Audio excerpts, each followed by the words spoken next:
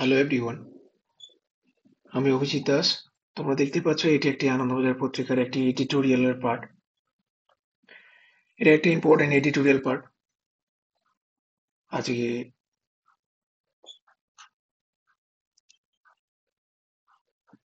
13th November. তো এই editorial পার্টটা শুরু করার আগে একবার পড়ে নেওয়া যাক। লাল সংকেত। মানুষের বিবেচনাহীন আগ্রাসী কাজকর্মের কারণেই যে বিশ্বের তাপমাত্রা ক্রমশ বৃদ্ধি পাচ্ছে সে কথা বহু আলোচিত। এ বিষয়ে সাম্প্রতিক গবেষণায় এক নতুন দিকে আলোকপাত করা হয়েছে।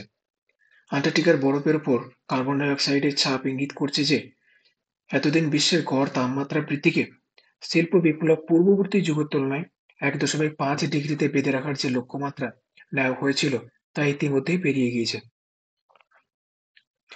ইংল্যান্ডের দুই পরিবেশ গবেষকের গবেষণায় দেখা গিয়েছে বিশ্বের মানুষের কাজকর্মজনিত কারণে অষ্টাদশ শতকের তুলনায় গড় তাপমাত্রা বৃদ্ধি 2023 সালের শেষের দিকে বৃদ্ধি পেয়েছে 1.49 ডিগ্রি। এই বছর তা আরও খানিক বৃদ্ধি পেয়েছে। অর্থাৎ অষ্টাদশ শতকের তাপমাত্রাকে যদি ভিত্তি হিসেবে ধরা হয় তাহলে বিপদসীমা ইতিমধ্যেই অতিক্রান্ত। অত্যাধিক গরমে খামখেয়ালি বৃষ্টিপাতে ঘন ঘন শক্তিশালী সামুদ্রিক ঝড়ের সৃষ্টির মধ্যে দিয়ে যে বিপদসীমা পার হওয়ার কুপ্রভাব ইতিমধ্যেই টের পাচ্ছে মানব সভ্যতা।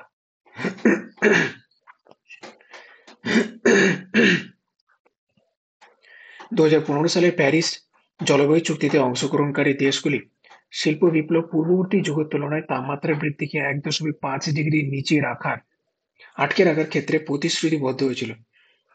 এই লাইনটি কিন্তু মনে রাখতে হবে।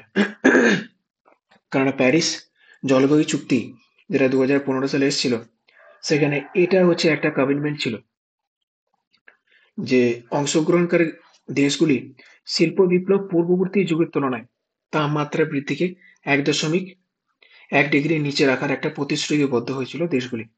এই চুক্তিতে 1850 থেকে 1900 সালকে ভিত্তি হিসেবে ধরা হয়। অথচ গবেষকরা লক্ষ্য করেছেন এর আগেও শিল্পায়ন ঘটেছিল, কিন্তু সেই 1850 থেকে 1900 সালকে ভিত্তি হিসেবে ধরার মধ্যে সেই বিষয়টি প্রতিফলিত হয়নি। এই প্রথাগত পদ্ধতিতে উষ্ণায়নকে বিচার করার সমস্যা হলো তাপমাত্রা বৃদ্ধির পরিমাণকে খানিক কম মনে হয়। তার কারণ কি? আমরা তার আগের যে রেকর্ডটা সেই রেকর্ডটাকে কনসিডার করছি না। তবে এই পথেও যে আগামী এক দশকের মধ্যে তাপমাত্রা বৃদ্ধি 1.5 ডিগ্রি লক্ষ্যমাত্রাকে ছাপিয়ে যাবে সেই বিষয়ে গবেষকরা নিশ্চিত। বাকুতে অনুষ্ঠিত সাম্প্রতিক জলবায়ু সম্মেলনের প্রথম দিনে ওয়ার্ল্ড মেটিওরোলজিক্যাল অর্গানাইজেশন প্রকাশিত রিপোর্টে জোর দিয়ে বলা হয়েছে প্যারিস চুক্তির লক্ষ্যমাত্রা প্রবল বিপদের সম্মুখীন। আচ্ছা, এখানে বলে দেওয়া যাক যে বাকুতে রিসেন্টলি একটা জলবায়ু সম্মেলন হয়েছিল। বাকু হচ্ছে কোথায়? বাকু হচ্ছে আজারবাইজান।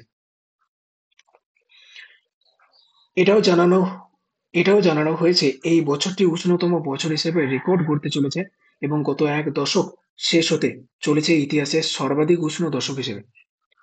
প্রশ্ন হলো পরিস্থিতি শোধরানোর দায়িত্ব নেবে কে এবং কবে? বাকুতে এখন চলছে 29তম জলবায়ু সম্মেলন। প্রতি বছরই জলবায়ু সম্মেলন শুরু হয়ে আশা জাগিয়ে, অথচ শেষ পর্যন্ত অনেক প্রশ্নের উত্তর মেলে না। গত বছর জীবাশ্ম জ্বালানির ব্যবহার থেকে সরে আসার মতো বিষয়ে অংশগ্রহণকারী দেশগুলি ঐকমত্যে পৌঁছেছিল।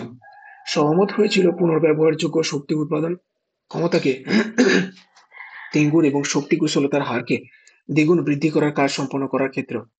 কিন্তু উন্নয়নশীল দেশগুলিকে অর্থ সাহায্যের ক্ষেত্রে কাঙ্ক্ষিত উদ্যোগ দেখা গিয়েছে কি? সর্বোপরি আমেরিকার মাটিতে এমন একজন নির্বাচনে জিতে ক্ষমতায় বসতে চলেছেন, রিসেন্টলি ডোনাল্ড ট্রাম্পের প্রেসিডেন্ট নির্বাচিত হয়েছেন আমেরিকায়। তার কথা বলা হচ্ছে, যিনি উষ্ণায়নের অস্তিত্বকেই আগাগোড়া অস্বীকার করে এসেছেন।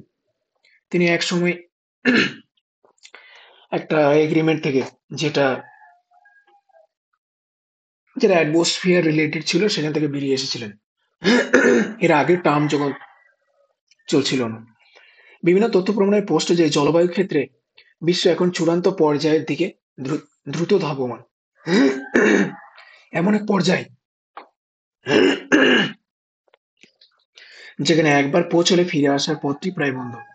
সাম্প্রতিক সম্মেলন সেই গতি হ্রাসে কোনো কার্যকর পদক্ষেপ করতে পারে কিনা সেদিকে চোখ থাকবে বিশ্বের। আচ্ছা, এখান থেকে ইম্পর্টেন্ট পার্ট যেগুলো রয়েছে সেখানে এখানে মনে রাখতে হবে যে প্যারিস জলবায়ু চুক্তি সম্পর্কে একটা জ্ঞান থাকতে হবে যে প্যারিস জলবায়ু চুক্তিটা কখন এসেছিল। প্যারিস এগ্রিমেন্টটা হচ্ছে একটা ইন্টারন্যাশনাল ট্রিটি, যেটা এম হচ্ছে to reduce the global greenhouse gas emissions and adapt to the effects of the climate change.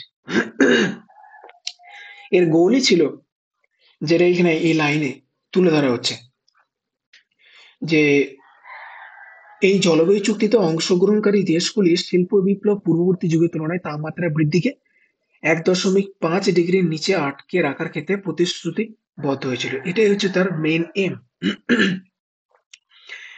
আর এই প্যারিস জলবায়ু চুক্তিটা অ্যাডপ্ট করা হয়েছিল 12 December 2015 at the UN Climate Change Conference in Paris. এটা কেম ইনটু ফোর্স হয়েছিল 4th November 2016, যেখানে total 55 countries participate করেছিল।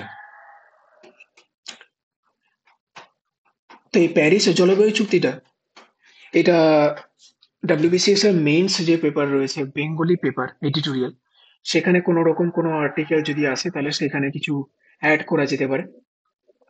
এবং এটা জার্নাল নলেজ যে পেপার রয়েছে সেখানে জেনারেলি কোয়েশ্চেন আসতে পারে, তাই এটা খুব ইম্পর্টেন্ট।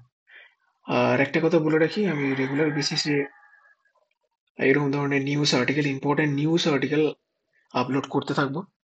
তো তোমাদের যদি ভালো লাগে তো চ্যানেলটা অবশ্যই সাবস্ক্রাইব করবে এবং শেয়ার করবে বন্ধুদের মধ্যে, যাতে তারাও এই সুবিধাটা নিতে পারে।